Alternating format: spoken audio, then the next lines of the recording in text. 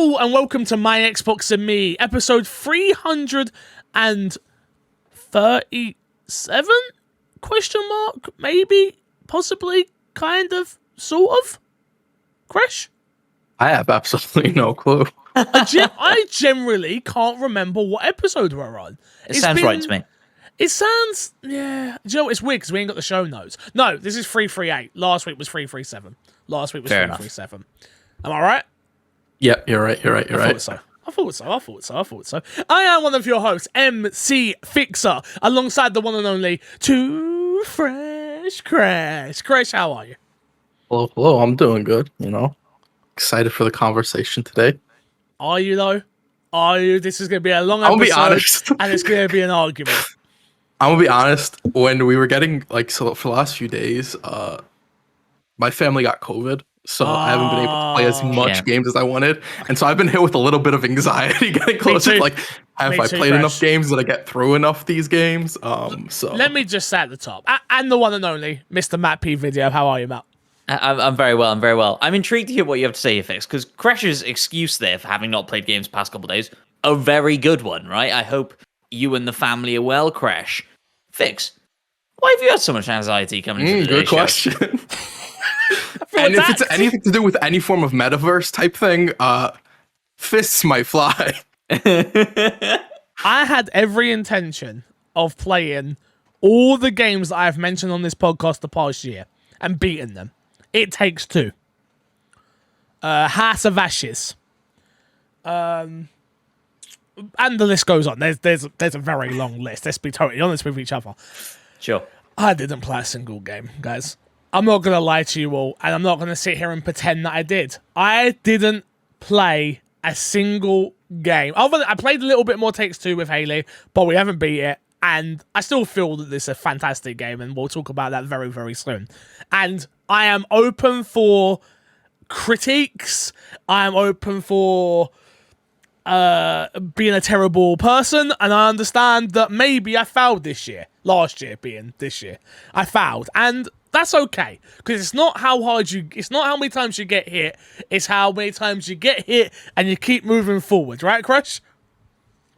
Yep, that's correct. That did actually sound like the knockoff GTA RP version of Rocky, because I didn't quite get it, but we got there close enough. Never watched Rocky, that sounded correct. It's not how many times you get hit down and you get off the floor, it's how many times you get back up and then you get on the floor again, then you get back up, Yeah, something like that.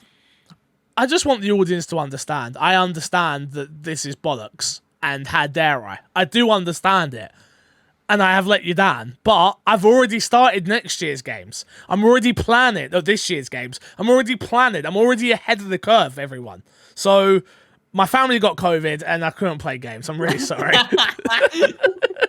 I don't think I let me copy your homework real quick. I know, I'm so sorry. If you don't know, My Xbox and Me is our weekly Xbox podcast right here on youtube.com/My Xbox and Me and across all podcast services. If you want it early, head over to patreon.com/MCFixer. Not only if you want it early, but if you want to watch it live with us and be a part of the show, if you want to correct us on things that we get wrong, if you want to interject into some conversations, we'll be reading the live chat. You can be a part of the show by supporting us over on patreon.com/MCFixer. The tier isn't quite ready yet. We had a meeting last week. We actually had that meeting that we spoke about. Yep. What was I doing? I was on a 5K walk. Did I sound out of breath? Because I was it was knackered. all good. I was knackered. There was a part when I was up a hill and I was like, the most important part, you didn't quit on the meeting. You tried to a little bit, but you didn't quit on the meeting. I was trying to quit. This week is obviously all about our game of the year. We have pushed it back far enough. It is the 11th of the 1st, 2022. The latest My Xbox and Me have ever did a game of the year talk. Lads, top 10 lists. Are we ready? So ready. 2 questions. Okay. Ooh. One is about Halo. Okay.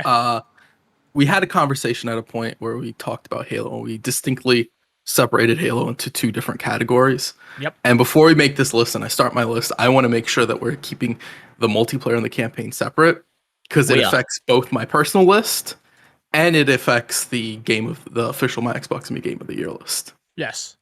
So for those who don't know what the hell's going on, per se, what we do is we come together with 10 games each of our top 10 games list. Usually, we do this, I usually do the whole thing. You have to have beaten the game.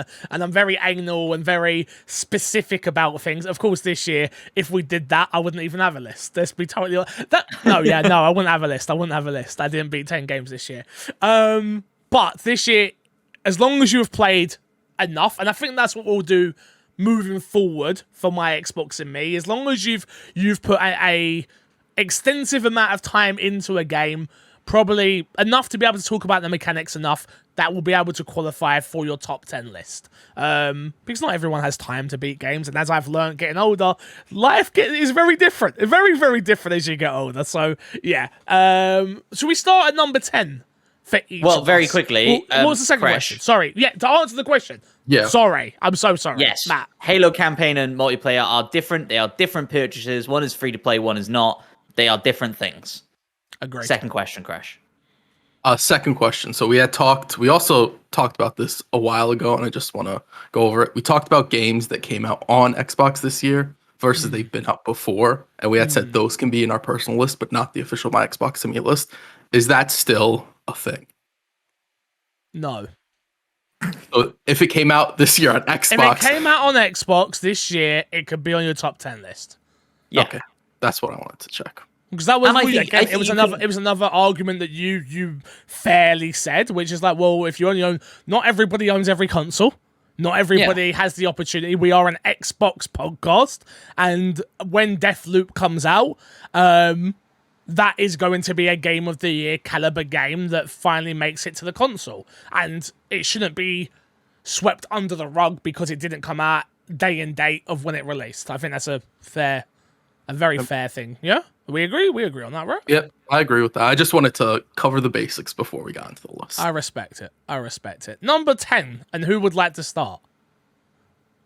I want to hear Crashes. Start. Crash, number 10. What's number 10 for That's you? no problem. My number 10 is Hitman 3. Interesting. Yeah. Looking at this list, like, I enjoyed Hitman 3. It was a fun game, but it made it into the top 10 list. I just don't see it. Absolutely. I can't put it over anything else in this game. Like, realistically, like, when I look at this game and how much I enjoy these games and how polished and how well made these games are, I don't think I can put Hitman 3 because I don't think Hitman 3 does anything different enough for me to put it above anything else in this list.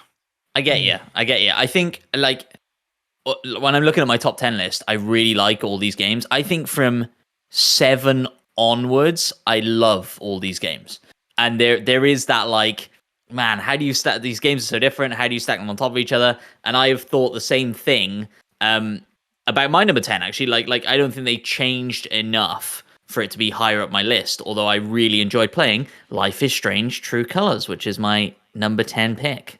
How far did you make it in that, out of interest? I finished it. Oh, you did beat it? Okay. About a week ago. About a week ago. Bum, bum, bum. If you didn't understand that reference, leave the podcast now. You're not welcome. Yeah, that was a bit too harsh. Maybe I should take that back. Come back. I'm sorry. Don't leave. Yeah, that didn't even make my list. I just so wasn't compelled to go and beat that game. And then, ha ha ha ha ha. Yes, I know. I wasn't compelled to beat many games this year. You got me, internet. You got me. But Life is Strange especially. I got through the bar stuff, the bar area. You know, when you become a barmaid. What, in the first episode? Sure. In the first episode. Well, it's not episodic this time, so though it can be played episodic. Yeah, what you know what I'm saying? They weren't. Sure. I think that's one of the big reasons why I didn't beat it. Because the overwhelmingness of, oh my god, this game's 10 hours long to beat, compared to I can sit down and give it 2 hours right now. Mm-hmm. Which is weird because I was screaming for, just give me the whole thing. And then they did, and I was like, nah, I'm okay. No, thank you. No, thank you. Give me a week in between. Like, Tell Me Why I Did. That's the sweet spot. What I would say is sorry, me and my girlfriend played through it together. We treated it very much like episodic. Like the first 3 episodes, the first 3 chapters, we were very much like, we'll get through them in one sitting. and then we'll take a break. And we did take a couple of weeks break probably between each episode, chapter, whatever. 4 and 5 we did back to back because we were so engrossed at that point. We wanted to sort of play through until 1 a.m. and finish it up. And so, the more we played, the more we enjoyed it. The twists and turns were very Life is Strange. The decisions at the end are very reminiscent of very similar decisions we made in previous Life is Strange games. And so, it's similar to what Crash said. I don't feel like this was enough of a departure from stuff I've already played from them before. And so, although I thoroughly enjoyed it, and it deserves to be on my top 10 list, it is at number 10. My number 10 is a cop-out answer instantly. Oh dear. Here we go. I've got 2 games here. You can't have 2 games in a number 10 spot. Back 4 Blood and The Medium. I want you to pick one of them. Hold on. Also, why is The Medium in the top 10?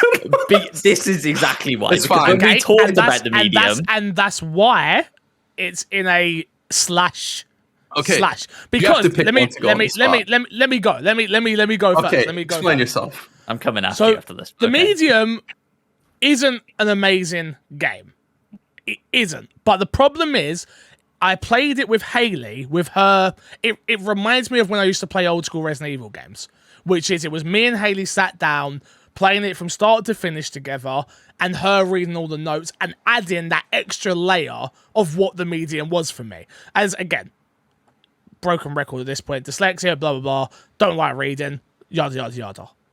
So anytime I get to have an experience with Haley, when we're playing a game, she loves the game.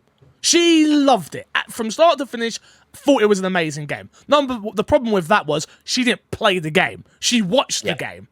So it was this weird thing where it holds an interesting place in my heart, where if a number 2 come out, I'd be very excited because I would want that experience again. Whether the game was good, bad, ugly, anything in between.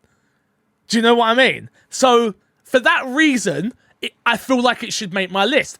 The other thing was, I played Back 4 Blood in the beta for 70 hours. Beta is not the game. I played the main game for around 5 hours. So are you saying in your top 10 list, Back 4 Blood, the beta is in the list? But not Back 4 Blood, the main game. That's funny. I'd allow it.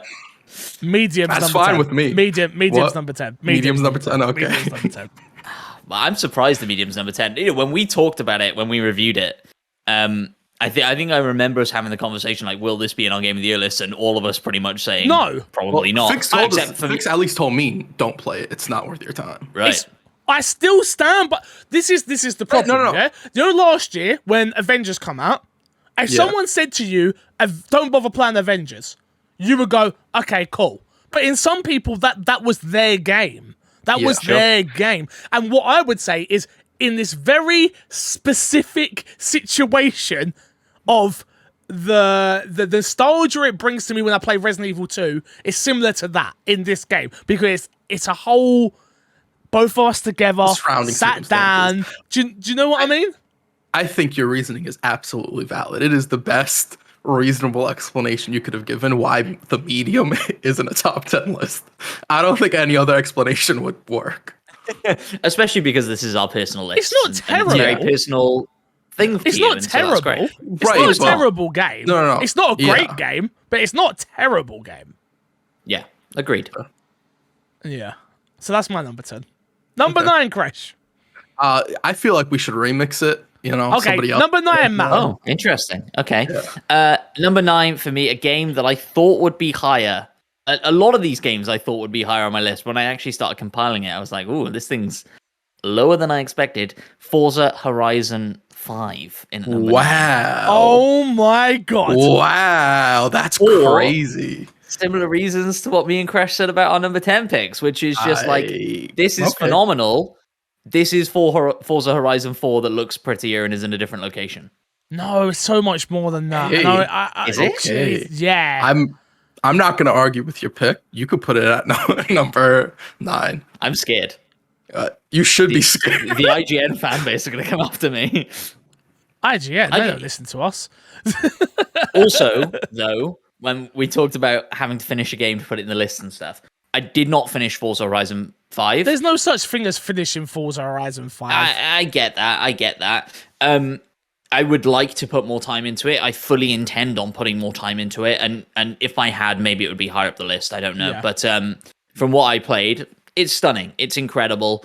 If I was gonna, show a game off to my dad, it would be this because it's stunning and beautiful, and he who is a bit of plays phenomenally for anyone as well. Yes. Really, like anybody can kind of pick that up. Like you're gonna 100%. smash up the car for the first few corners, and then you're going to realize, oh, I actually need to brake in a racing game. Okay, I'll figure that out. But yeah, it's totally a great game for all that. And like I said, I expected it to be higher, but we've actually had a really good year of games. Disagree. No way. Big disagree. We'll talk about that at the end. We'll talk about that at the end. goodness. That's Okay, the end conversation. I'll go next. My next game, number 9, is NBA 2K22.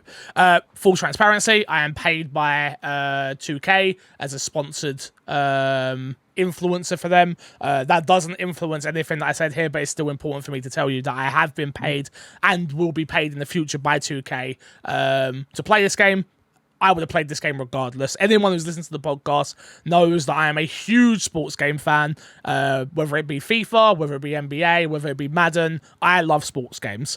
NBA 2K22 is the best NBA basketball game I have played. So on the court, playing basketball, movement, fluidness, when it comes to playing a basketball game, I think it may be, in my opinion, if not the best, one of the best basketball game out there, period.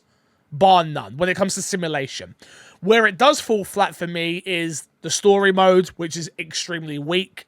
They very much focused on the city being the big draw this year with the side quests, and it's no longer a side story, the city. The city is front and center of what NBA 2K is and what it will be in the future. I guarantee it. They've built it out. They've got the gym. You've got side quests. You've got ways of making VC. You've got all of that, which is stuff that casual players need and also hardcore players need. They need something to keep coming back for. Did I enjoy the fashion show every week? No. But it was there, and for those who do care, good for you. Yeah, that's why it's on my list. It's nothing to do with anything other than the fact that when I was in a rut for games, NBA was there for me. When I was sad, NBA was there for me. When I was happy, NBA was there for me. It was the game that I went to play a couple of matches and bounce. Yeah. Fair enough. Okay. Fair enough. My number 9 is Guardians of the Galaxy. Fair. I think the story, the narrative, I think is really good. I think visually, I think the game's very good.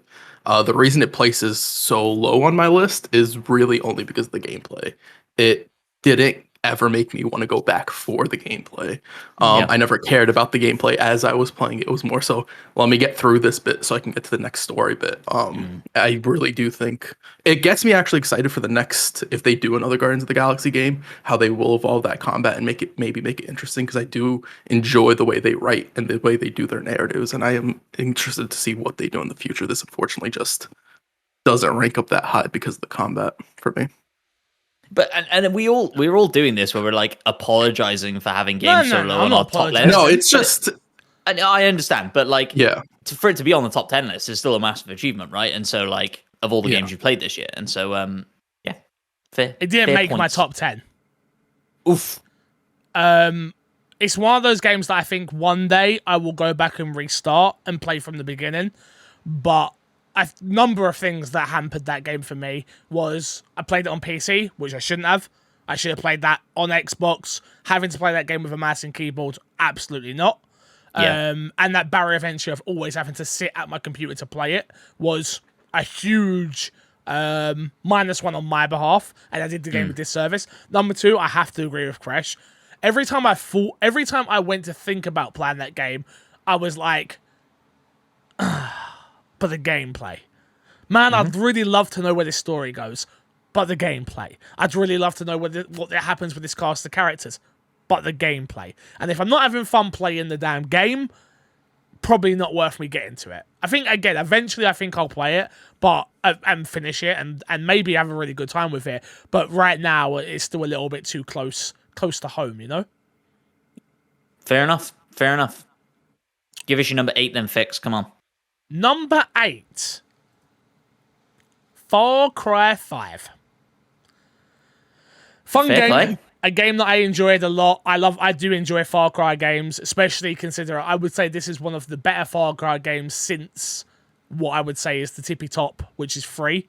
A solid environments, a solid bad guy. Still not enough of the bad guy, which I think is always going to be my biggest gripe with Far Cry games anymore, because I feel like I haven't had enough of the bad guy since 3, and maybe I think about 3 with rose-tinted glasses, because everything else in that game was amazing, as well as the main villain.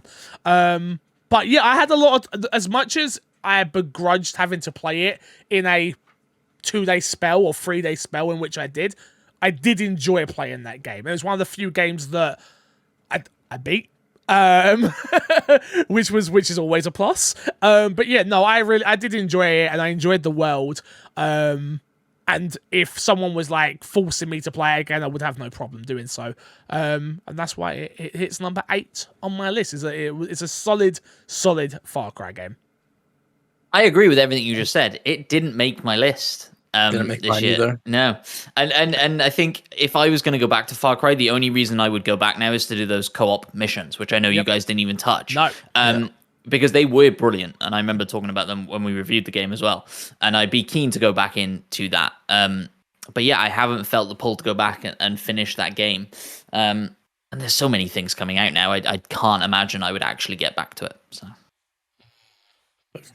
Anything to add on that, Crush, on Far Cry not making your list? No, it just, looking at the list, I couldn't reasonably consider it a better game than anything else on my list. I beat it, like I enjoyed it, but for me it wasn't the best Far Cry experience for me. I still think Far Cry 3, obviously. I think Far Cry. Sorry, I was going to say I think Far Cry 3 has the benefit of kind of being a really like feeling fresh.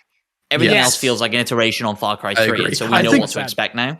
I think you could actually possibly make an argument that this Far Cry is better than Far Cry 3 if you're actually looking at it side by side and everything, comparing what the games do. It's just that this is the third or fourth game since Far Cry 3, including like spin-offs and stuff like that. I think it's more than that. I think, yeah, what do you think? Primal, Blood Dragon, New Dawn. Yeah, no, that's probably 5, something like that.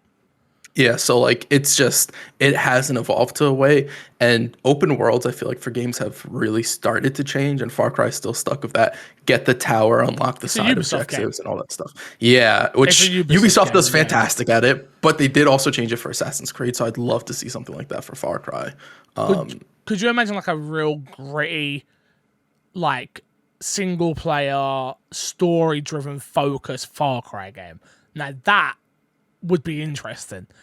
Not that but it's weird because this game does hold a place in my heart. At that point, it's not Far Cry anymore. Yeah, I do. They could do a spin-off for that. I think it'd be cool for them to try it. But then again, like if Far Cry sells, you change the formula.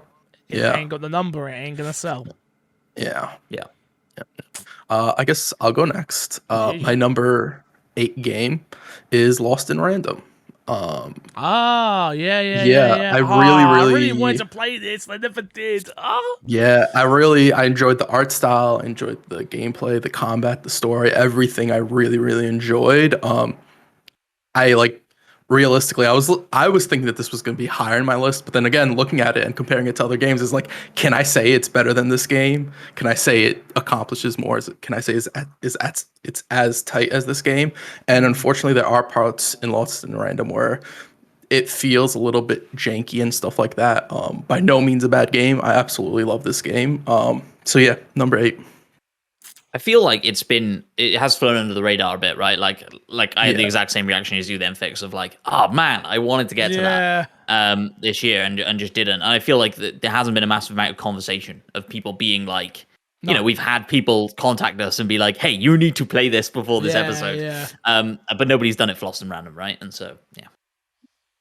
And if they did do it, we'd probably ignore them anyway. Moving on. Matt, give me your number 7.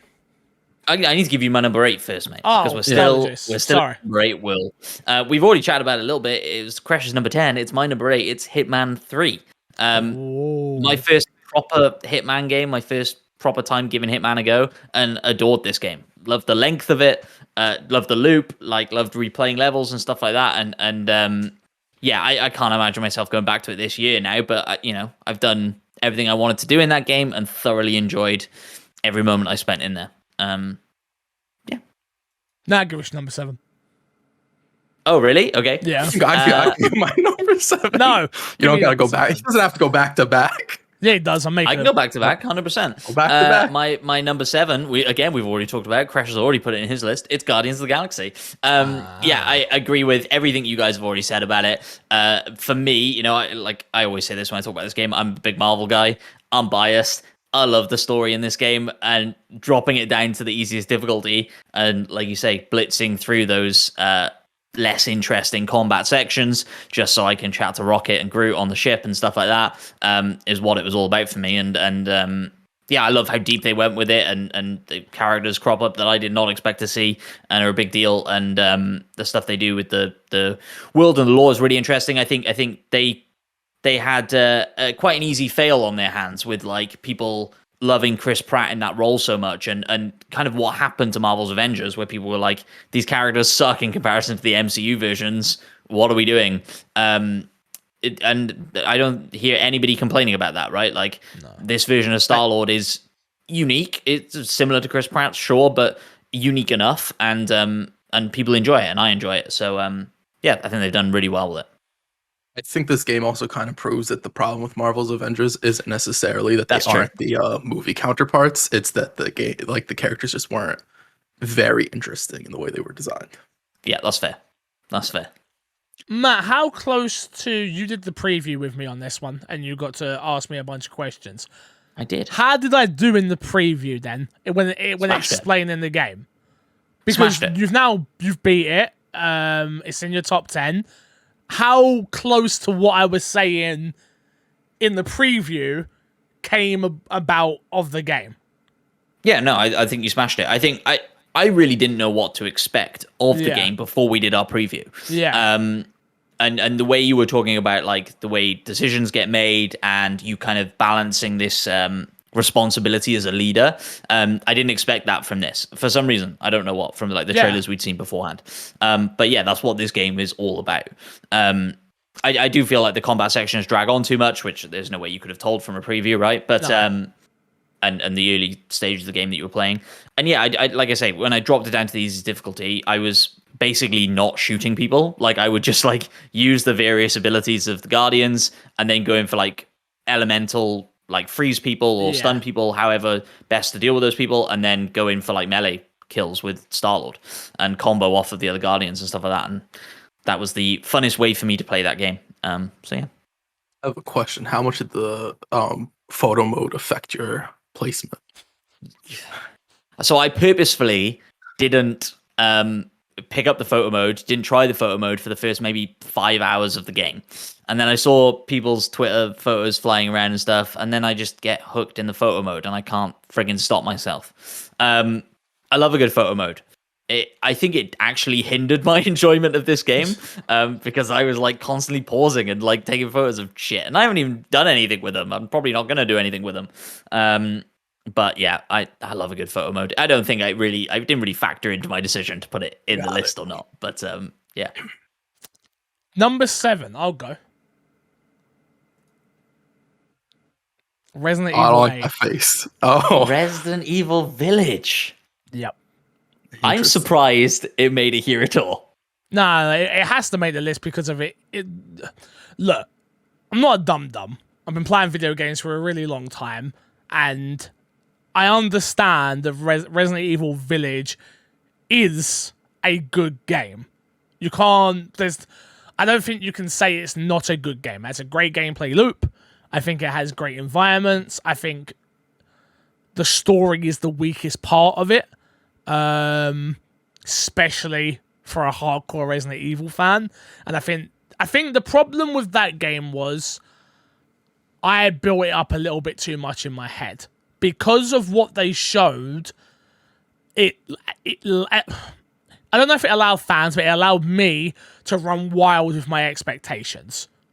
Because you brought back Umbrella, you brought back these symbols. It was this weird thing of werewolves and vampires, and is this going to be where the original virus has come from? Like, it let me run wild with, like, what to expect from a Resident Evil game. And it let me be like a really geeky fan and build my own story with it in just the previews and that. And then, obviously, sit down, play the game, and you can clearly see that it is a Resident Evil 4 in first person. That is what this game is. It's Resident Evil 4 in first person, for good, bad, and ugly. Do you know? I think it has some interesting characters that could have done with a lot more screen time and could have done with being the main bad guys, and they wasn't that, unfortunately. So every time you defeated one of these bad people, you were kind of, at least I was kind of left with a little bit of disappointment, because I was like, oh, and now you're gone. Mm-hmm. I kind of wanted to see where this was going, where you were going, what you were about. And yeah, using the Mr. X mechanic for Lady Demetrius in terms of charging around the castle doesn't have the same effect as Mr. X does charging around the police station. So it was like, okay, we've got this, and this, and we throw it all together, and this is what you get. And there are certain moments in that game that, and there's clips to prove it, where I am literally screaming at the screen for them not to do what they do. And it happens, and Ethan is one of the most boring characters on God's given earth, but it doesn't take away from the fact that the game itself is fun. So it has to be on the list. Do I think it's an amazing game the way other people do? Absolutely not. But, you know, that's just me. That's fair. That's fair. It's not on my list. Yeah, doesn't surprise me, Crash. Yeah.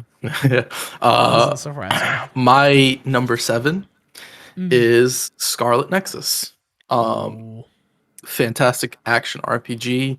I think it tells a cool story. I think the character designs are all really dope. It just sort of, there's just some narrative dissonance in certain decisions they make that sort of pull me away from absolutely loving the game, but it is a fantastic game if you're into anime RPGs, if you're into not JRPGs, but RPGs in general. I think this is a must play for a lot of people. It is on Game Pass. It is a really good game. And it's one, if you had asked me last year what would be my game of the year, it probably would have been up there with everything that we thought was going to come out this year.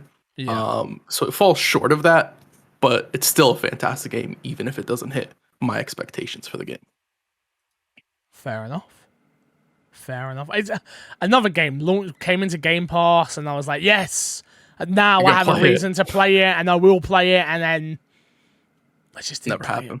Just didn't play it. Damn it. Who's next? You can go next. Number 6. Oh, I'm going again? Damn. You are. You wanted to mix up the order. You didn't want to go around the head. My number 6 is a game you may have heard of. Some people love it. Some people love it even more. And some people love it even more. It's Hades. Wow. Great game. Okay. Fair. Yeah, phenomenal. I played it. So I played it on the stream once and was like, damn, this game's really good. Then I played it for a sponsor stream for Insert Coin and played it, and I was like, damn, this game's really good. And I understood it, and I understand it, and I understand why it's good. I understand the loop. I understand everything about Hades, though it isn't a game for me to go through and beat. But you cannot take away from that art style. You cannot take away from the gameplay, which is why we play games. It is so much fun. Very hard for me. I'm not very good at the game. Very hard for me.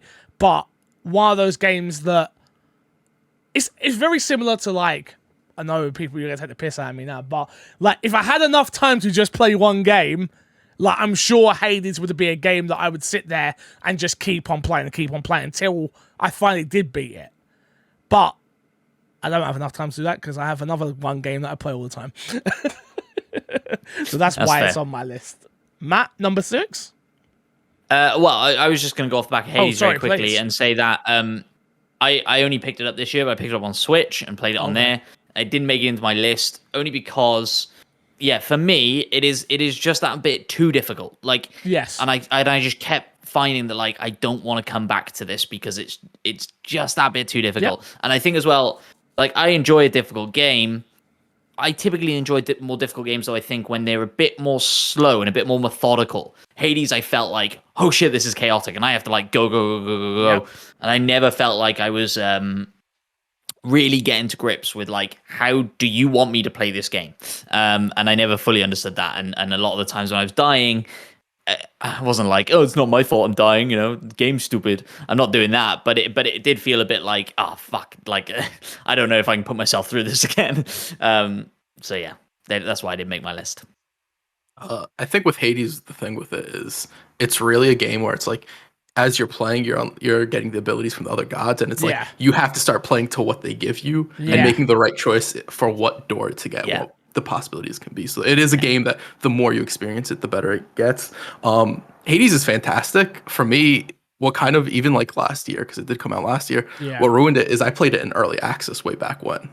And I think I've realized that when I play games in early access, it kind of ruins the experience because people last year had this huge like moment with Hades, and I'm like, Hades is old news, old game's old. It's not an old game. It had just like officially released and everything, but to me it was an old game.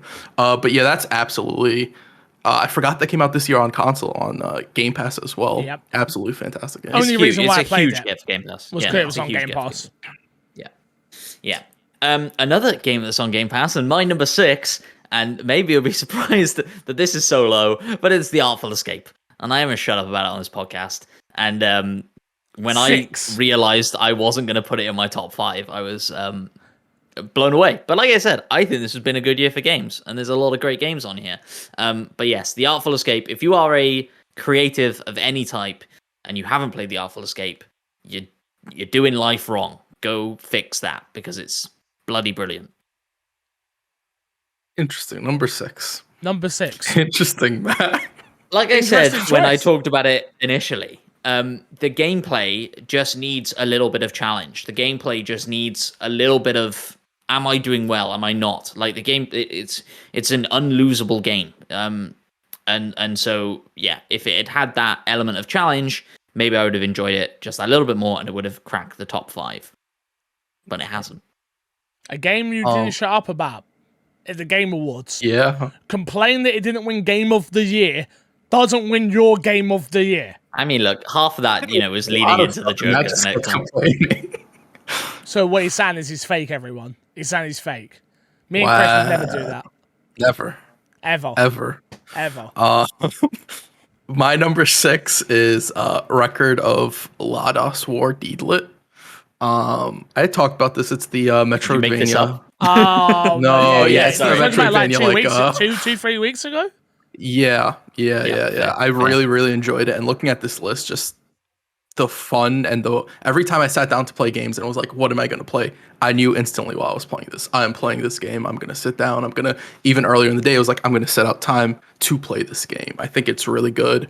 I think the story is interesting enough, but for me, it really was the gameplay loop of, because they give you 2 different stances that you can switch between to like dodge attacks, and you can only damage certain characters in certain stances. And so that whole gameplay mechanic and loop for me absolutely had me enthralled in the game. So yeah, that's my number 6. Fair enough. I feel like Crash's list is just a list of games that I need to now go and try, which I appreciate. You ain't gonna have time. Yeah, but that's all jokes aside. Oh fuck! I've just punched over a bottle of water. That's kind of the point, right? We all play very different games, and we all enjoy very different things, and that's the great thing about our top 10 list, and that's why the argument will start soon. Where we at? Number 5? Number 5. No, we haven't had your 6, have we? Fix? Or have we? Yeah, Hades. I started Hades. Oh, yeah. He started forgive me. it, yeah. Yeah, go Crash, number 5. Fix. Cool. Okay. My number 5 is a game on Game Pass. I think I had only mentioned it last week when we were recording. Fate Tactics. Oh, yeah. Yeah. Yes. It gives me a lot of like really old school RPG vibes in like the best ways. It is, I think, Final Fantasy Tactics as far as gameplay is concerned, and I absolutely love this gameplay. The game gives you so much agency and so much choices as you're playing. You get these little minions as far as like you can summon, and then you get main characters you can use as well. And so mix and matching those depending on the field you're on and the enemies you have. Just a really, really interesting game to play. If you enjoy tactic games, I think this is actually like a must play. This did come out last year on PC. It came out this year on Xbox. Oh, yeah. I think it's absolutely worth it to play. It's on Game Pass. It is absolutely a fantastic game. Is it on console? Yeah. Okay, making sure. I played it on console. I didn't play it on PC. Okay. Yeah, I played say. it on console. I was going to say, Making how It does sure. it came play out on on PC controller? last year. It came out on console this year. Okay. Yeah. Making sure. Thought you got me in something. I Fix. did. So I'm just making sure. I'll go 5. I know for a fact this game would be higher if I just finished it. I know for a fact. Million, trillion, fillion, zillion, gazillion, brillion. Fact, it would That's be a lot. higher if I just beat it. But it takes 2. Wow. I didn't get to beat it when I know I would have. I know for a fact it would probably crack my top 3 once I've beaten it, but I think it would be super unfair of me to put it in my top 3. I am 100% contradicting myself. You'll find that soon. But yeah, it's a great game. It's a lot of fun. I love everything about it, even down to its story so far. From what I've played, I know other people have little gripes with the story and dislike where the story goes, maybe. But from what I've experienced and what I've seen so far, I enjoy both. And yeah, it's definitely in my top 5. I know for a fact once I get to beat it, it will probably be in my top 3, 100%. Fair enough. I'm surprised, like, because of what you were talking about with the medium, right, and having that experience with Haley. And It's a different. This is the point, though. It's that experience. The It Takes Two is a stressful experience to play with Haley. It's okay. not a fun experience to play with Haley because at the same time, love playing games with her. But you know when she misses a double jump, I just want to snatch the controller out of her hand and do it myself. Fair. Do you know with the medium? that. Such a different experience altogether for me. And So what you're saying is, with the medium, she adds to the experience, and with It Takes Two, she takes away from the experience. it should be It Takes One, and I should be able to play and she watches. Yes, exactly. Fair. That's my number 5. Matt? All Or go on, Go on, Crash. all I can think is let the girl play. Fix. Hashtag if you know, you know. If you know that one, you know that one. That's from my stream. My go on, number Matt. 5, Yeah. again, a game we've already touched on, Resident Evil Village. I love this game, and when I was making this list, and I thought back to playing Resident Evil Village, I was like, I really fucking love that game, and I kind of want to go back and play it now, just thinking about it. I didn't just play it through once. Like I think I beat the campaign 3, maybe 4 times. Yep. Did all the like survival runs and stuff. I soaked up every little bit of that game and adored it. And yeah, Ethan sucks. He's always gonna suck. Spoilers for Resident Evil Village? Do we care? Do we mind? I don't care. If you haven't played it by now, I think that's on you. So you've had this time to turn it off. Go. They killed him. He's Yeah. dead. He's not coming back. Yep. Thank That's surely only a good thing. Yeah, I but mean, then what they allude to doing in the next one is weird as well. But Yep. fuck it, whatever. It might be better than Ethan, and you know. I don't think you can get worse than Ethan. At worst, Well- it's as equal to Ethan. Well, Crash, but we, you can. we don't know yet. We Oh, don't know but yet. you can. But I'm excited for the next game. I adored Village. I adored the vibe. It gave me those Bloodborne chills, and I fucking loved it. I'm a little surprised that it's number 5 on your list. Because it very much so, like Artful Escape. You talked Was a it lot about Resident Game Evil of Village. the Year. Callum. Marvel- Look, I'm interested to see what the other 4 games are. I And know if what 2 they of those games are Halo, I might reach through this computer and smash you. well, we need to make sure that can't happen. But yeah, Artful Escape, Resident Evil 5 and 6. That was a difficult decision to make. But I am confident and happy with my top 4, and so yeah. And like I say, from 7 up, I love all these games, and waking up on a different side of the bed, I could have picked them in different slots, absolutely. But I stand by my choices, Crash. I'm not mad at it. I'm Do just you? a little shocked. Crash? Do you stand by your choices? Let's find I stand out. by every single choice I've made. Let's find out.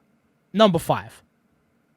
I already did my number 5. Ah, fudge. Number That was 4. build up for nothing. See, Number when you 4. mix up the order fix, I none of guess us It know wasn't each me other. that Game said 5 this. first. I wasn't the one who said to switch it. It was Crash. Rewind Yeah, the tape. it makes sense because I was going first. I don't want It to go was first for every one of my Crash. He made us choices. redo it. It That wasn't doesn't make me. sense. Yeah, but we had a specific order it was going, and then you were like, "I want to mix it up and make Matt go It should have again." just went Crash, Matt, me, Crash, Matt, me, Crash, Matt, me. That's what it should have been. Or should we do that I for the don't top wanna go 5? first every- Top No. 4. No, it's too late now. All right, mix it Go up. on. So who's going? You. I just okay. My number 4 is It Takes Two. Yeah, like I was looking at it and I was looking at this game and just like I wanted to hate this game and put it lower on my list. I'm gonna be 100% upfront. I really did, but I'm looking at it. I'm looking at the other games and I'm like, there's just no way I could realistically make it. Even if there's bits of the story that I don't really feel like, just from a gameplay perspective and the way they mix the gameplay and how well they do it when they go into other types of gameplay is just like it has to be this high. I was contemplating even putting it higher, but then I'm looking at the other games on the list. I'm like, I can't reasonably put it. I enjoyed those other games too much to put it above those. Yeah. But yeah, it's a good game. I understand why it won a game of the year. I understand Yes. why people love the game absolutely Yes. as well. 100%. Yeah. 100%. Number 6, 4. 4. 4. It's a little game you may have heard of. It's Halo Infinite's campaign. Mine too, number 4. There you go. Oh wow. The reason it's number 4 for me, and Matt can go afterwards, haven't beat it yet, number 1.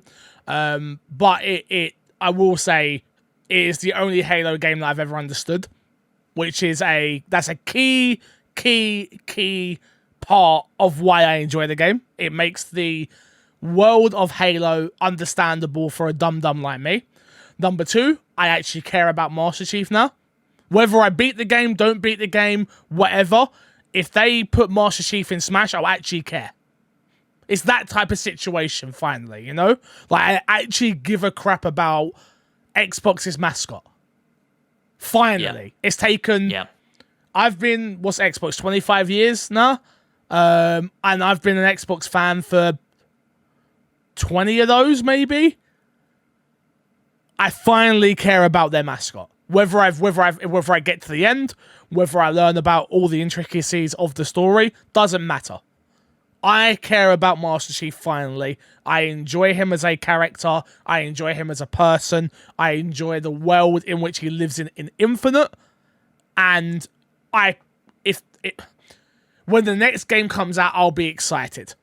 And that's all that matters. And I think that is testament to how good the campaign is, very much on those early stages in which you're in it, and how good it is in terms of traversing the world and learning the weapons. All of what it makes Halo, I now understand. And that alone is worth a top 4 spot for me. Yeah, I totally agree with everything you said, and I think, people, there's that kind of cliche of, it's the Breath of the Wild of duh. It's the Breath of the Wild of Halo, and it's fucking brilliant. Like, it's phenomenal. The grapple hook is an incredible addition, Yep. and really changes up how you play that game. Yeah, I agree. This is I wouldn't say the only Halo story I've understood, but certainly the Halo story that I have enjoyed most and connected with most and been intrigued to find out where it goes most. Like we said when we reviewed it, I think if it had launched with co-op, it may well have done it a disservice, because the kind of themes of like isolation and being a soul savior and stuff like that are important to this game, and you wouldn't get that if you were dicking about with your mates on there. Although I'm very much looking forward to dicking about with my mates on it when it launches in a couple of months or whatever. And so yeah, I think playing the campaign improved my experience with the multiplayer as well, and so yeah, it ticks on across the board. I was chuffed with it, and yeah, I think it's well deserving of a top 5 space, even top 4.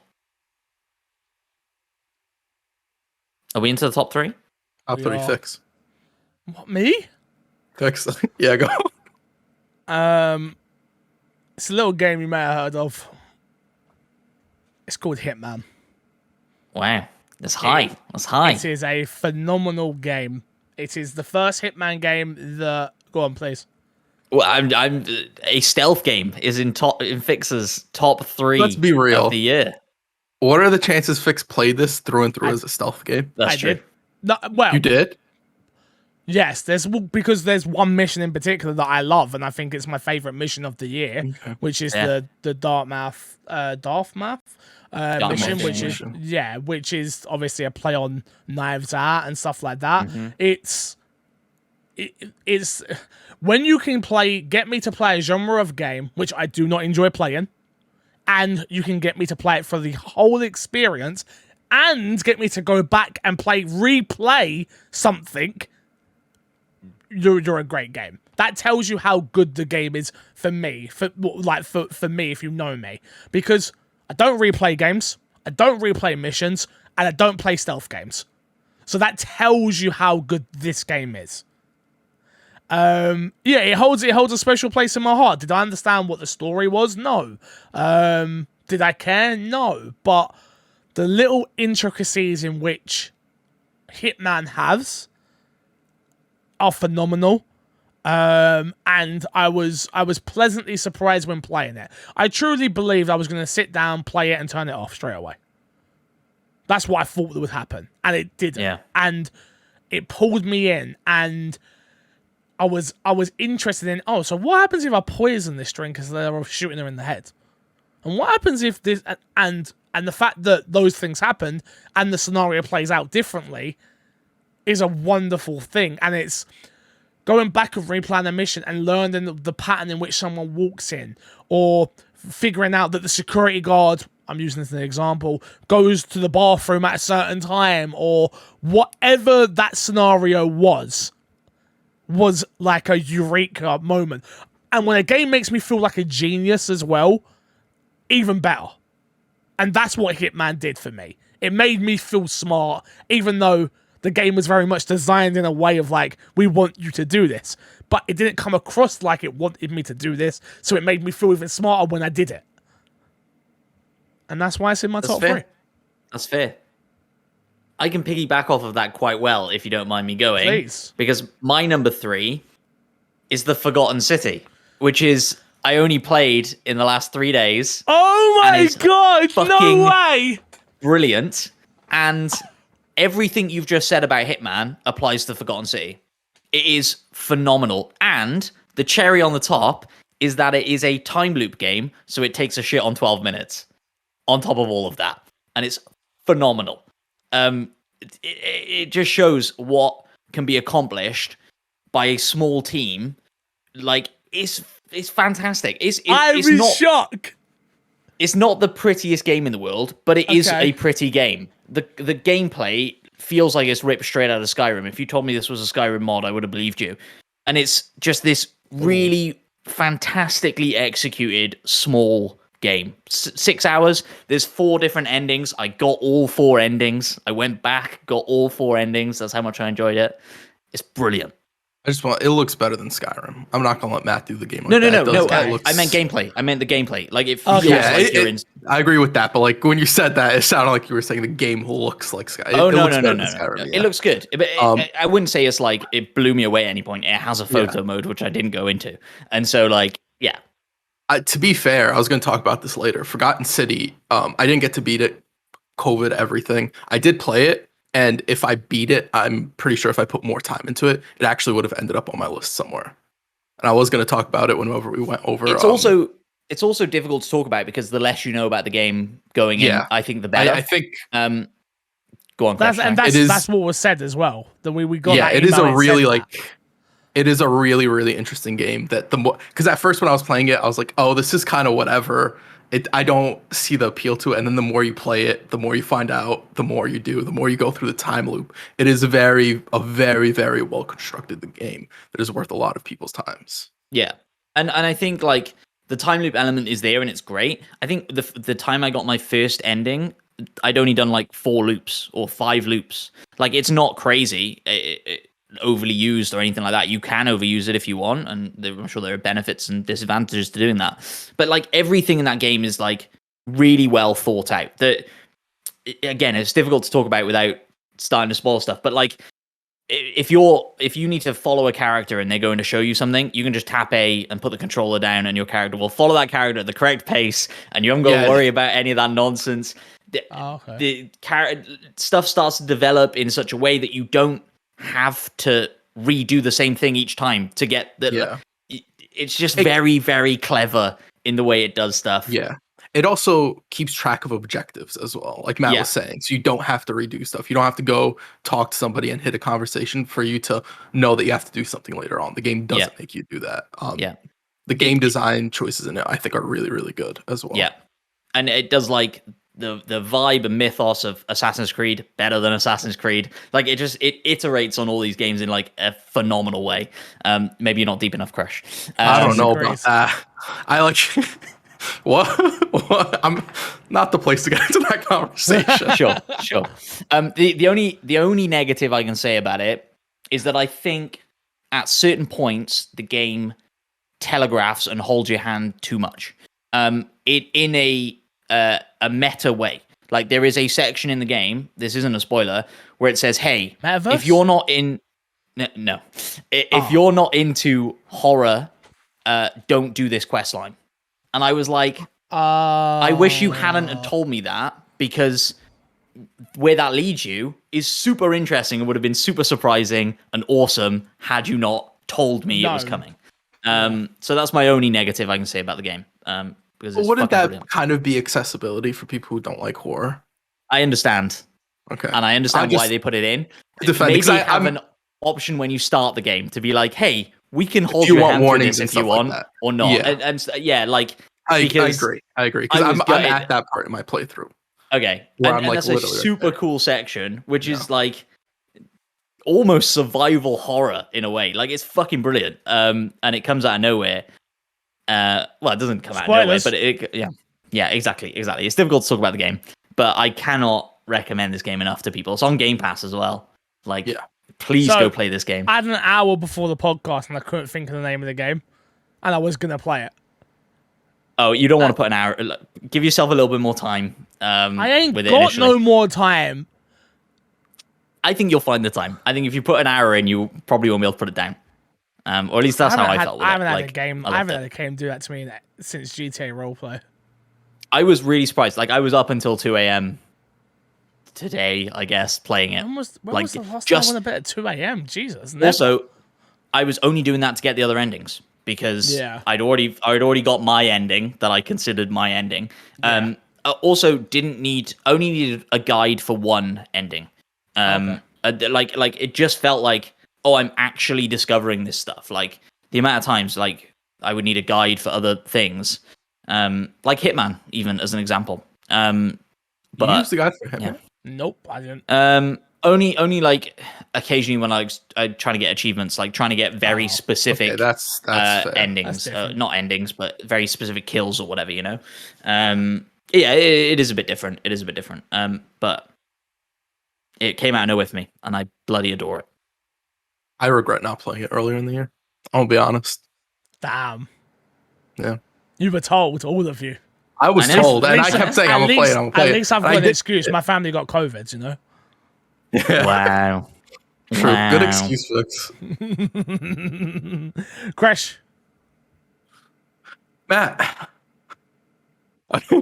my number 3 game is Halo Infinite multiplayer. Huh. Why are you making that face? Interesting. Did you think it would be higher? Yeah. No, it's number 3. I couldn't read. I'll explain why it's number 3 over a higher position. And it doesn't have too much to do with the game, the way the game plays. Because I think the gameplay is fantastic. I think the maps are all fantastic. I think the sandbox of what they've done for Halo, and I'll talk about it more when I talk about the campaign, is absolutely brilliant. I think for me, unfortunately, the battle pass, and not the way it worked and not the leveling pace, because that wasn't the issue for me. For me, it was just some of the stuff they had you doing on the side kind of soured my experience of like, you have to get 10 rifle kills or 10 this, that. And that just sort of, when I was focusing on that, deteriorated my experience a little bit. And when I would ignore that, it was fun, but I wasn't unlocking stuff, and that kind of ruined it in that sense. So they've made it better. Problem. It was a progression problem. Yeah, I need to feel rewarded in some sense, and they've made it better. But I still don't think it's at the point where I can sort of, it's fine, right? I think it's good. I want to iterate this. I think the way it is right now is good. It could just be better. It could feel better to play the game. Also, it's like, that's negative, but it's still number 3. It is an absolutely phenomenal experience. I think it is the best multiplayer Halo's had in a very long time, and I cannot wait to see what people do with Forge and the modes people have with Forge. Like the grapple hook in Forge is going to be absolutely brilliant, whatever they do with that. That I do think this is probably the best multiplayer experience I've had in a game in a while, and that's not just this year. In a while, I think. I can piggyback off of that quickly because Halo Infinite Multiplayer is my number 2. And yeah, I agree with everything you just said. Sorry, go on. We're on number 3, Matt. You're skipping. We're finished. Everyone's done. You were the last one. You were the last one. You guys did your number 3s? Yeah. Yeah. Never mind. See, mate, that was such a smooth transition. That was a fantastic transition, and I am so sorry, listeners. I hope you guys can forgive me. I absolutely fumbled it.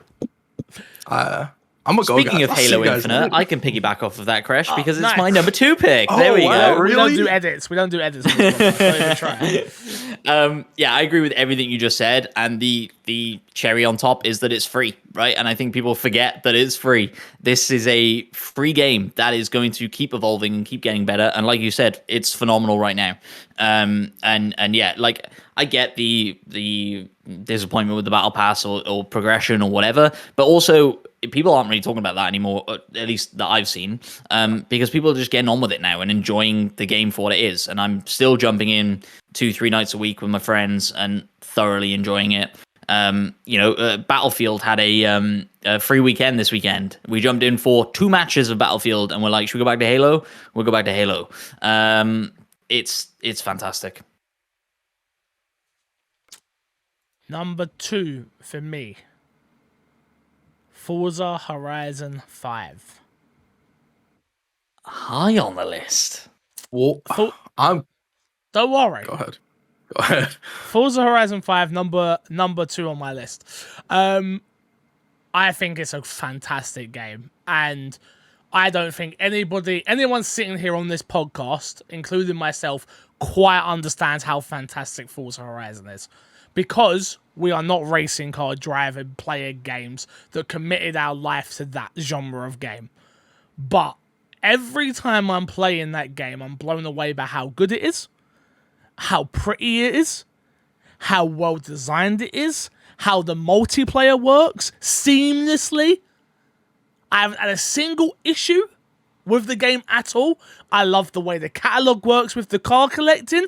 I love the way it has wheel spins in it, which is not microtransactions or anything like that. It's just a great racing game. It doesn't play well with a steering wheel. And that is the one thing I don't like about, because my dream was to just drive along the streets in in Horizon, driving through Mexico, pretending to be a real driver and RPing it a little bit. Can't do that with a steering wheel, unfortunately. It's just the cars are too fast. So you put your foot down, I don't drive in real life either. So for me, it's quite jarring anyway.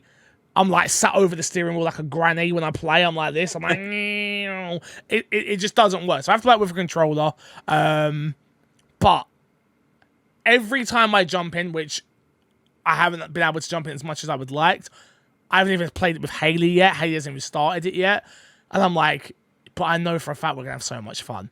It works as well. That's like, we live in a world where games come out and they are broken to smithereens. We haven't had that with any of these games that we've really spoken about too much. And that's crazy. So that is my number 2. Yes, it is. My number 2 is Forza 5 as well, actually. Ah. It was a fantastic. I don't really like racing games. I think the last racing game that I really enjoyed was Need for Speed Most Wanted, which came out a long time ago, right? Underground 2, come on, baby. God. Not a discussion for here. Forza Horizon 5. Like, me and Fix played, what was it, Motorsport? We played one of the Forzas. Was it Horizon 4? 4. Okay. Yeah, we had played that, and it was sort of like a pick up, play once. It was all right. I never played it again. And when this dropped, I actually I wanted to play Forza for like a week straight. It was like, I have time to play. I'm going to do a race. I'm going to grind a little bit. I think the way cars work, and you can give people cars, you can randomly put them in warehouses and people can get cars. I think there's so much fantastic stuff people do in that game. On top of, like, people can make their own custom skins for the cars and you can just download them and use them. And it's like, there's so many points that they could have just microtransaction the game away, and they were like, we'll let you just do it. Like, there are microtransactions in the game. There are stuff you can buy, but they heavily incentivize you also not to. Like, you don't need to if you don't want to. And I think that's fantastic. On top of, like, the driving feels smooth. The open world feels smooth. Jumps. The jumps. The way they have you jumping over stuff is mad.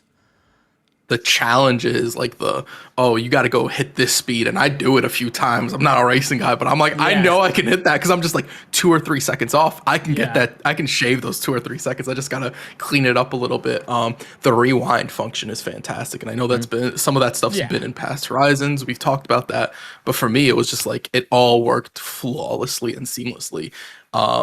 And unfortunately, after the week was over, it was like, I don't need to play this anymore. I didn't really go back to it, but it still was heavily impacted me as far as games played this year. I do absolutely think it is one of the best games that came out this year. Agreed. Number 1. Number 1, Matt. Number 1? Are we there already? Oh my goodness. My number 1 is It Takes Two. I think, like we were saying, this is a personal list, and playing this with Emma, my fiance, was like phenomenal. Like the best gaming experience maybe I've ever had. Because like the story was whatever. Like the story's fine. The story's pretty cliche and whatever, to be honest with you. But the way that game changes up gameplay and is constantly feels fresh, but so well executed, just at every turn. Like I say, I think the story's whatever, and I think maybe it hangs on an hour or two more than it should have. But we were doing every possible little side challenge and thing you could do. We played chess. We like climbed this ridiculous tower that was way too difficult, but it was great. Like every little side thing we could do, every little bit of exploration, we just wanted to spend more time in that game. And it's the one thing we keep talking, like we finished Life is Strange this week and we say, should we go back to It Takes Two and play the reverse roles? Yes, we should do that. And it's going to be something we start probably this week. And so, I think it's phenomenal. What an achievement. And my hope is that it inspires more developers to take a risk like this and try these co-op games or try stuff like this. I thought that with South Park. I thought, we're going to see loads of comedy games. It's going to be fucking brilliant now. And we haven't. So I wouldn't be surprised if also a lot of publishers don't touch it. But I can't wait to see what the evolution from A Way Out to It Takes Two is like insane. And so I can't wait to see what they come out with next. Because I think it's going to be really special, or at least I hope it is. My number 1, the Halo Infinite campaign. It is by far, I think, the funnest I've had in a game this year. Just going around with the grapple hook and playing with that sandbox. On top of, I think the game had a solid story. I don't think it's the best story I ever had, but it did enough to actually get me invested in Halo and the future and the Easter eggs they drop at the end of the game got me actually like really interested to see where the next game goes, the next expansion, or however they do it. But yeah, like the sandbox, the different weapons, the way you collect the blueprints, and then you can start using those. I think that's all fantastic. The going around collecting all the side stuff. There wasn't a moment where I felt overwhelmed in that open world, and I think the decision to make it linear open world was probably the smartest thing they could have done, and hopefully it's something that they keep with and they never fully open up the map, because I think it keeps you on a track with enough room to like go around and explore but never be too far off from continuing the game as well. Yeah. Where I feel like they could have made one misstep and made it way too overwhelming and had way too many objectives that didn't need to be done. I like the towers that the grunts talk to that you can go and destroy. They're not marked on the map. That is an exploration thing. You have to go to them and find them. I like that. So that doesn't feel overwhelming, because that could have been another thing. You look at the mini map, those are all there, and it's like, I don't want to do any of that. I'm just going to go play something else.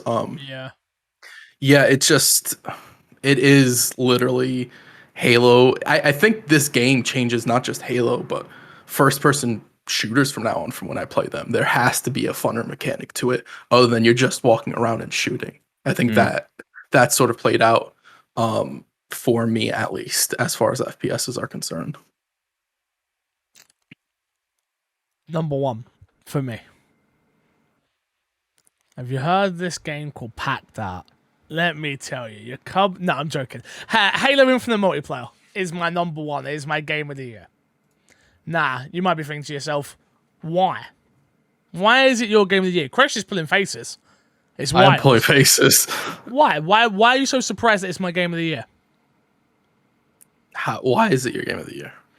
Halo Infinite Multiplayer is my game of the year because I am somebody who has played Halo multiplayer before and despised it like no other game ever. I've never understood why people played Halo multiplayer. To me, it always felt like a mode that was, I understand this is going to sound crazy, slapped on to Halo. And people cared about the multiplayer. And I understand I was wrong, but that's how I felt. Yeah. Chris, you look so attacked right now. I'm not attacked. I've played more Halo multiplayer than I have Halo campaign. I've played more Halo multiplayer. What? What? No, just keep going. Keep going. What'd you say? It's okay. Keep going. Did he say? I think he said that's because it launched earlier, but it was like, yeah, wounded. I've played more Halo multiplayer and I had more fun with that than I have any other multiplayer game on Xbox this year. Period. I play if I see Ant on Halo multiplayer at midnight, I stop what I'm doing to jump in his match. I've not had that in a game before, where I'm like, let me jump in for 2 games. Not in this way. In like we don't even have to be chatting, and I will jump in your game and play with you. Nah. That being said, the big hurdle for me was always the progression system. But once I just got over the fact that I don't really care about anything that's in the battle pass anyway, and just enjoyed shooting people in Halo and meleeing. I played it on Jinx's stream where we played it at a one thing. That was some of the most fun and exhilarating Halo multiplayer I've ever had in my life. You know? Just because I haven't put the most hours into it, I haven't put hours into anything this year. So I have to go off of the experience I've had. I've not played this game with friends yet.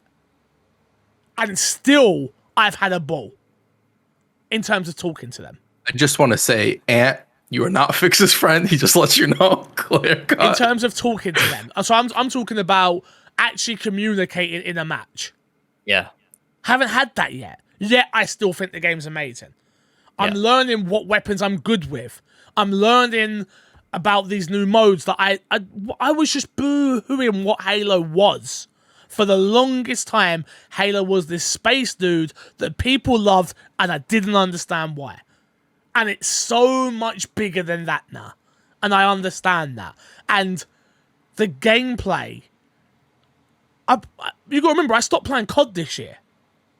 So I needed something to itch that multiplayer itch. And Halo was that. The amount of time I put into Vanguard is nothing compared to, or even if I put in more hours in Vanguard, I enjoyed Halo more every second of it. Every second that I've played Halo multiplayer, I've enjoyed learning, I've enjoyed playing, and I've enjoyed the experience. I've enjoyed the maps, like you both said. My biggest hurdle was the progression, but once I got over the fact that I'm complaining about there's no progression, but I don't even give a crap about what is on this progression system. There's nothing there that matters to me. I don't understand that this is from Reach, or this is from this, or I don't know. I don't care. Do you know what I do care? And I do like when I shoot somebody's head off. That feels damn good. And that's why it's my game of the year this year. Because it feels damn good.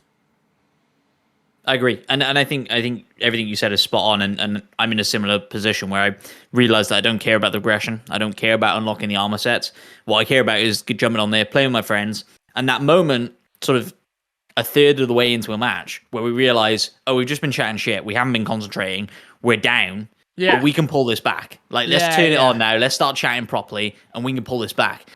We have that pretty much every match. And the those tense moments where it's like you're in a Slayer match and it's 48-48 or whatever, and like we're down to the wire here, let's go. It's phenomenal. I'd like to give a special shout out to a game that I didn't make the list because it's not out on Xbox yet, but it's coming to Xbox. Road 96. This is the game that scratched my itch for what a Telltale game was, and it does it in a very different way to how Telltale does games, but the story was really interesting. The ending was really interesting. I had a lot of fun with Road 96, and if it does, I believe it will be. I believe it's coming to Game Pass, if I'm not mistaken. You should definitely play it when it does come, because it's a great game. I love that. The other one for me would be Deathloop as well, though it didn't scratch all of the itches that I like, because it's very complicated in terms of how it tells its story, and the way the game is played for me was a lot. I think Xbox fans are going to really enjoy Deathloop when it does come to the console very, very soon. Do you have any honorable mentions, Crash?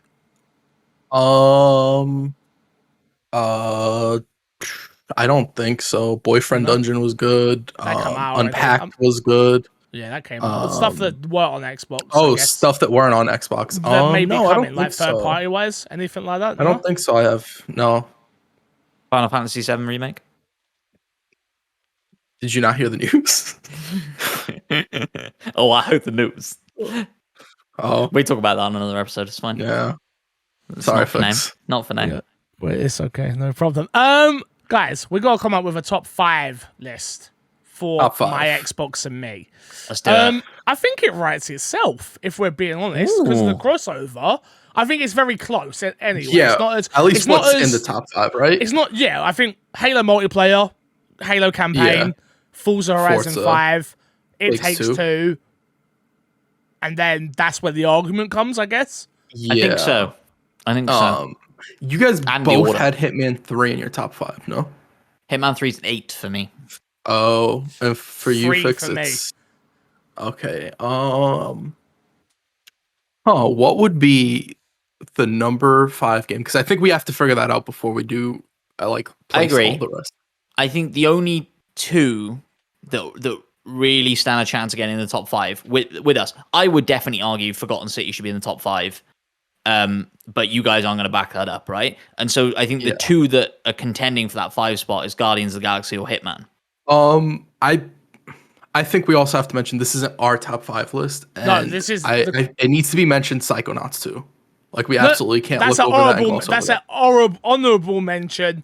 I understand that Psychonauts 2 is a great game. I put 8 hours into it and it didn't progress, which I don't know how I managed that, but whatever. What? Great game. I just didn't. It didn't scratch the itch for me. I know the Xbox community absolutely adore it and love. Yes, they would. But yeah, it would easily. If this was Xbox's top 5 games they released this year, Psychonauts 2 would be on this list. But it is. Yeah. It's top 5 games that we think are at top 5 on the Xbox. Okay. So is this? Yeah, go Are on. we thinking of this like, if somebody just got an Xbox for Christmas, Top and they got 5 games to play. you Yeah. need to play these 5 games. That's Yes. how we're thinking of this. Yes. What do we think about Guardians of the Galaxy? Because that was a big game for this year. A lot of people really love that game. But the thing you love about that game is not its gameplay. It's not the gameplay. No, I absolutely agree with that. I would recommend somebody play Hitman 3 over Guardians of the Galaxy. 100%. Okay. What else is 100%. here? I think Hitman 3 might be it. Like Scarlet Nexus, neither of you guys have played, so I don't think that would be a fair argument that we could have. I guess it's Hitman 3. I think it's Hitman 3. I can't think of anything else. Resident Evil 8. There's an argument. There is that as well. But I don't think so. You know what?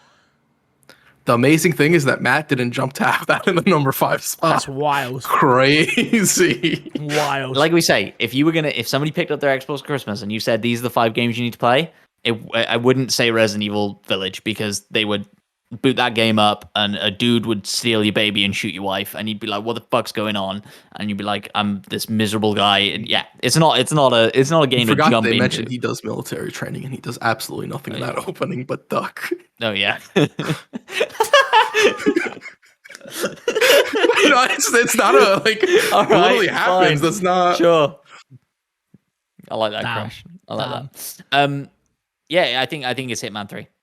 And that's your top 5. Okay. And something to point out here. We have to order the other 4. We can order them. But what I was going to say is, if that's our top 5, whatever order they happen to be in, 4 of them are in Game Pass. Wild. Yeah. Wild. 3 of them are in Game Pass. No. Which one's not? Halo Infinite multiplayer is free to play. Okay, fine. Not Then in it's Game free. Pass. That's true. Then it's free. Because it's Even an better. actually free game. It's not Even a Game better. Pass. Yeah, true. Yeah. You don't have to pay a subscription. I want to fair. just make that distinction. Yeah. Spix loves them free games. He loves the distinction between being really free and not free. I just, I gotta That's ride fair. with That's it. fair. That's fair. So think- we say 5 Hitman 3. I don't 5 think. is Hitman 3, right? Yeah. Okay. At number 4. Well, 2 of us here had it at number 4 anyway.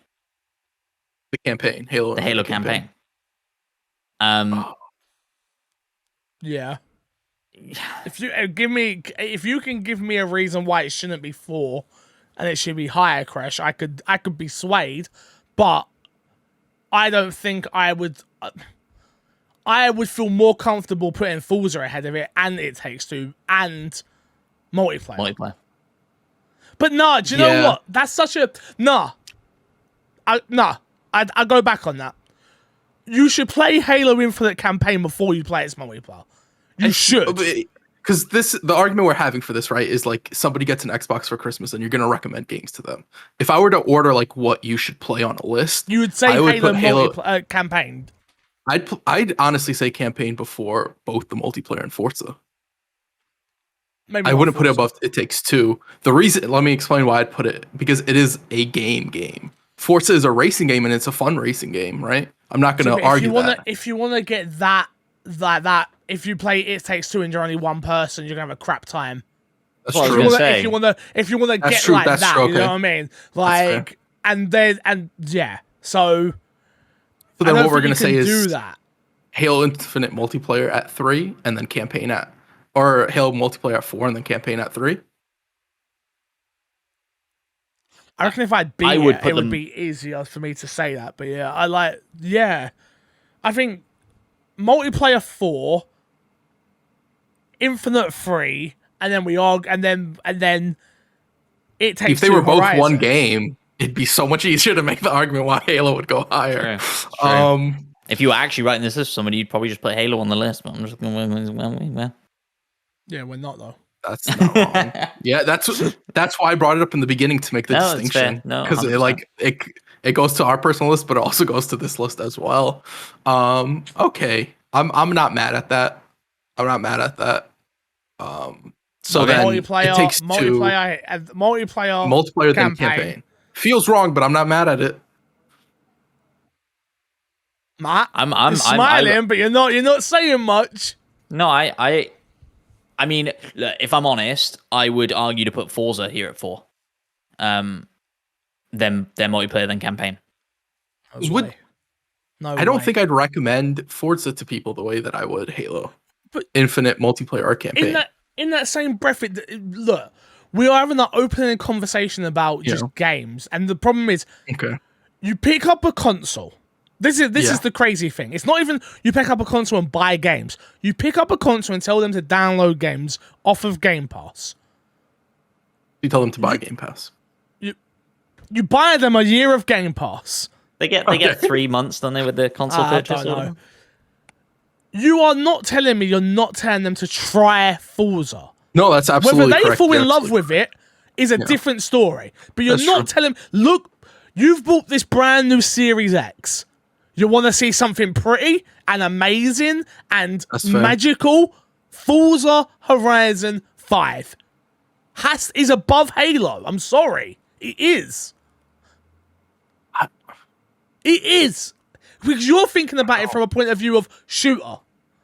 Because that's not the way I'm even thinking about it. Okay, what are you thinking then? I'm thinking about it in game in general. If you're going to recommend a game to somebody, would you first recommend a Forza franchise or would you recommend Halo franchise?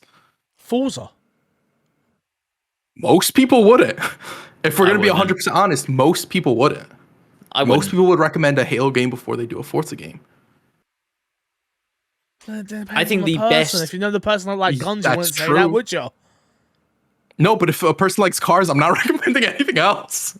No, but I know this is what I'm saying, though. Like, I'm just saying that Halo has the Warhog. I've driven around in the Warhog. I've done those trips on it. Stop it. I don't know. I would agree with Matt that I'd put Forza on the 4 spot.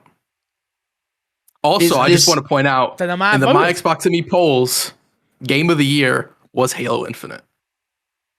In the Twitter polls, I didn't separate. I couldn't give a crap about. I couldn't give a crap about Twitter. I'm just saying. What have they ever done for me? Never vote on another poll we put on the Twitter, guys. No, I'm sorry. I didn't mean it. There's an interesting argument to be made that, like, because it is what is your perspective on this list, right? Because if you're saying what is the ultimate Xbox game this year,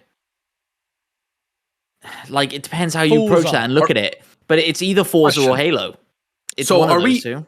Are we taking it away from what you would recommend to people and putting it in the realm of what is the better game? The better game is Forza. The better game's Forza, absolutely. But we created the narrative that by putting Hitman 3, it is the game you would recommend to people.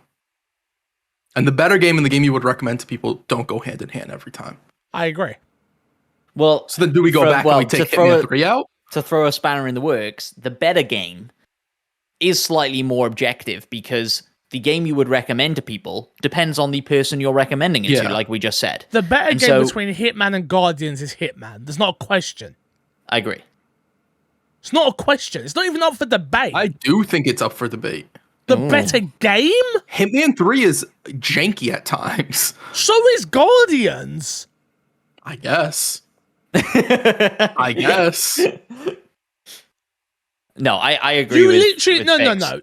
You literally don't want to play Guardians. You want to just get to the next moment on the ship with the characters. Absolutely, I agree. No, I agree with you. But I enjoy playing Hitman. If you say so. No, I do say so. That's literally what I just said. It's fair. That's fair. No, we're not removing Hitman. Hitman is a solid 5. 100%. The only reason I brought it up isn't because I don't want Hitman there. Because we're changing it to the best game, right? I get it. So I just wanted to make sure that Hitman meets that standard. Not because we put it in there under the presumption that which game would we recommend to people. Hitman. That's all I was doing. Is the best stealth game on Xbox. Period. I could play Splinter Cell Conviction on it. No, shut up, fool. In 2021. It's like the only song to come out this year. I don't give a crap. That is what we're doing here. It is. I mean, I would. So the best game of a genre. No, don't do this, because then we got to have a sports game. Stop. No. Just don't make this argument harder. I just want to understand, because you're adding reasons to why Hitman deserves to be there. And I'm not disagreeing with you that Hitman deserves to be there. I just want to get that clear. Yeah, it's clear. The reasoning just needs to be consistent. It is a better game. That is as simple as it is. If we is were that going the to do a top simplest 10, reason? we'd be all That's what usually happens. That's what usually happens. I'm fine. This is usually a 3-hour podcast, Matt. So just make that clear. I just want to be clear. I am fine with Hitman 3 being here because it is the better game out of everything else we've talked about. By a mile. By a mile. I'm absolutely fine with that. But if we're giving additional reasonings, I think those have to be consistent. Okay? I agree. So it's just because it's a better game. Got it. 4. Based off it being a better game, do we think the campaign's better or the multiplayer? I would put multiplayer at 4. So would I. Okay, multiplayer at 4, campaign at 3, then Forza and It Takes Two. It Takes Two is the best game that come out this year. I haven't beat it. But I know that for a fact. I know that in my heart. I don't think I can argue against that. You're putting faces. Come on. I know. I think I know why you're. I'm trying to think of any reason I would put Forza over It Takes Two. The only thing you could argue about It Takes Two is the fact that you need someone to play it with. That is the biggest problem with the game, but it's also the most charming thing about the game. That's also an irrelevant argument with the way we've set this up. Yes, we're talking best game, not like all the side stuff of all that side stuff. Then It Takes Two is the best game here. Let me just clarify, because some people are probably going to be mad about how petty I was being, or like how petty I was being. I was just trying to get 100% like why we're putting these games here. No, I agree. Yeah, I actually think, and I put Forza low on my list, but I think you guys are shrugging this argument off a little bit. If we're saying the best game, Forza is, without a doubt in my mind, the best showcase of what a video game in 2021, 2022 can be. You've changed the conversation again. What a video game can be, showcase, blah, blah, blah. No, that's not what we're talking. We are talking about what is the best game that come out in 2021, and it is the It Takes Two. I think it is a close conversation. I don't think it's as clear cut for It Takes Two. 100%. But yeah, I think I would have to lean it to It Takes Two. It goes into different genres. It does it all well. You can make an argument for story, but I don't think the story hurts the co-op aspect of it. Because if we're talking about story, Forza's Horizon 5 story is there. It's completely irrelevant, though, right? You're going to say I'm changing the conversation again. I'm trying not to, right? I'm just trying to think about this properly, right? If I was going to write a list of ways to improve Forza, it would be a lot shorter than my list of ways to improve It Takes Two.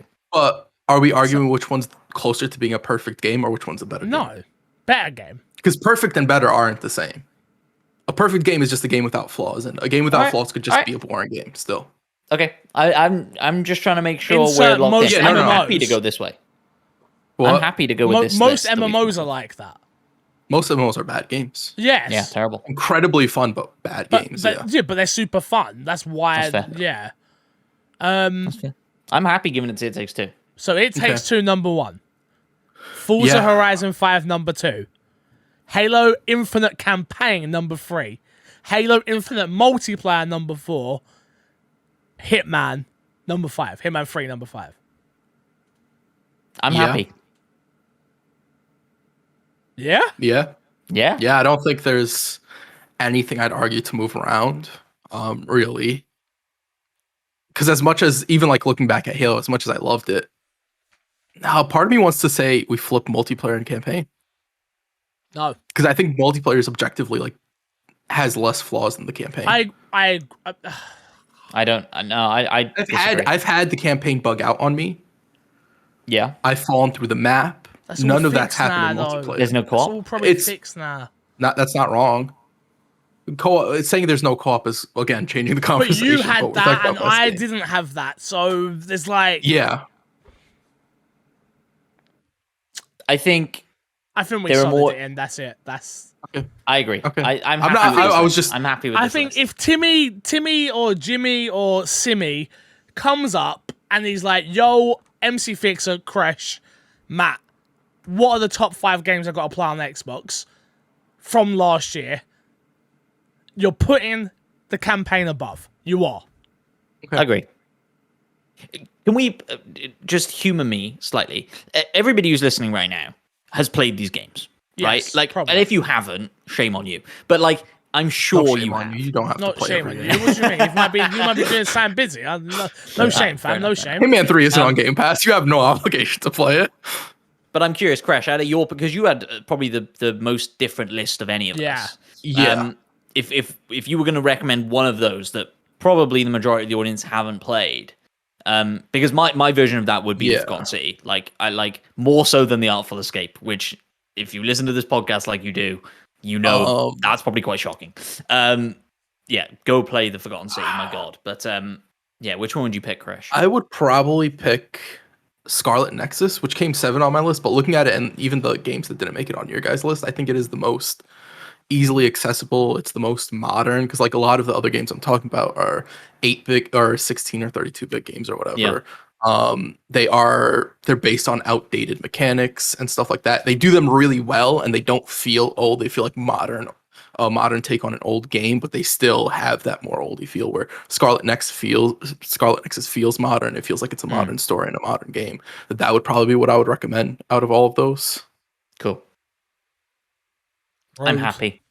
96. Go play it. Fair. All right, my Xbox and me's game of the year is It Takes Two. Congratulations to Haze Light. Congratulations. Clap, clap, clap, clap, clap, clap, clap, clap, clap. Let's plug and get ourselves out of here, lads. Nearly 2 hours podcast. You know, what have we got to plug this week? What about the emails? Oh! You know what? I totally forgot. Big. Thank you. I forgot. I've got all the names. I've written them all down, and now I can't find the list. Now I'm panicking. Shout out to Xbox Gamer XG. Shout out to A Wild Jarmy. Shout out to Little Smitty, and shout out to Original Cookie Man? Origin Cookie Man. Origin Cookie Man, thank you for your submissions. You will hear them all right now. Hi, Matt, Crash, Corey, and of course Haley behind the scenes, the whole Xbox and me podcast team. This is Origin Cookie Man or Lowell. And firstly, before I let you know my Game of the Year 2021 nomination, just want to say a big thanks to the whole team. You guys have kept me sane during this lockdown, corona crazy times. On to my pick, which I'm sure you may well know already. It is 100% The Forgotten City. This is a game that is a really special one. You have a time loop mechanic in there that is done in a way that I haven't seen done before, and the game just rewards it just does what it does so well. I can't say too much more about it. It's better that you just go and experience it for yourself, and then come back and tell me I was right and you agree with me. Happy New Year, everyone. Bye-bye. Hello, my Xbox and me. This is Matthew Smith, gamertag Lil Smee. My game of the year for 2021 is 12 Minutes, because it's the only game I finished this year. Thanks, guys. Bye. When I don't really have anything else that I want to play, but I still feel like playing, I'll just throw on the Tokyo Drift soundtrack, drive around Mexico, and have a real good time with the beautiful, visuals and 4K and how smooth it is. And then I actually have an honorable mention. It's Unsighted. I think that's the name of it. It's Unsighted. It's an indie game. It was made by 2 or 3 people. It's real gorgeous and beautiful, and it's like a Metroidvania, Souls-y type game. And I really would love to see people try it out, because it's actually really good. Hey everyone, Anubis the Xbox Gamer here. Sorry for this last minute. I just remembered that Fix said he wanted some video submissions of Game of the Year choices. And since I don't think anyone else on the My Xbox and Me crew is going to vote for this, I want to say Psychonauts 2 absolutely deserves Game of the Year. The story was amazing. I did not expect the twists and turns. The level design was really cool, very unique. Just an overall excellent game. Psychonauts 2, Game of the Year 2021. Have a good day. And thank you all for watching. If you did enjoy My Xbox and Me, make sure, drop us a subscribe. We're trying our hardest out here. There was some great picks from everybody. I don't understand. Little Smitty picking 12 minutes is mad. That's crazy. Yeah. That's crazy. Yeah. That is a mad one to me, to be honest with you. Yeah. Matt, you okay? Matt's exactly ecstatic. He's like, I can't believe it. You know My what? game of the year, somebody else picked it. You know what? Look, if you enjoy video games, then I'm proud of you. I'm happy for you. Well done. Honestly, Lil Smitty played by Fix's old rules, which was it's based off Only games we game he beat. beat. And he said I beat 12 minutes. My game of the year is 12 minutes only because I only beat 12 minutes. Okay, that's Makes slightly you more feel better? acceptable. then. Going away. Slightly. still a bit You can upset. beat the Forgotten City quicker than you can beat 12 minutes. So go do that. Is that true? I think so. I think 12 minutes took me like 8 hours to beat or something. Yeah, it's about an 8-hour game. Forgotten City, I think you can get the prime ending. I think you can like speed run it in like 20 minutes if you know what you're doing. But Yeah. I would say 5-6 hours for a good run at Forgotten City. Okay. Thank you everyone for listening. We do appreciate it. Crash, anything to plug this week? My Xbox and Me Twitter page, the YouTube page, Patreon, like Fix was saying, we have some stuff in the works as we sort of fix some of the fix our process for doing the podcast a little bit. We'll be doing with more that. things. Yeah. So Yeah. be on the lookout for that. Matt, anything to plug this week, bud? I've really enjoyed doing this Game of the Year episode with you guys, and I appreciate everybody sending in their video messages as well. And so I'll just shout out to you guys for doing that. I appreciate you. We Except do for Little Smee. appreciate him. But Yeah, Little Smee is a bit weird, Jesus Christ. It's a weird guy, damn. I don't think you're weird. Don't think no, just me. Weird. Thank you all as per usual. It was a great year. We've got a great year ahead of us. January's already starting off with a bang. A lot to play, a lot to do, and I'm looking forward to doing it with you both. So thank you for joining me every week, lads. I do appreciate it. Until next time, I will love you, leave you, and see you all later. Good boys. Goodbye. Never play Resident Evil Village. It's not very good. Don't bother. Bye. Wow.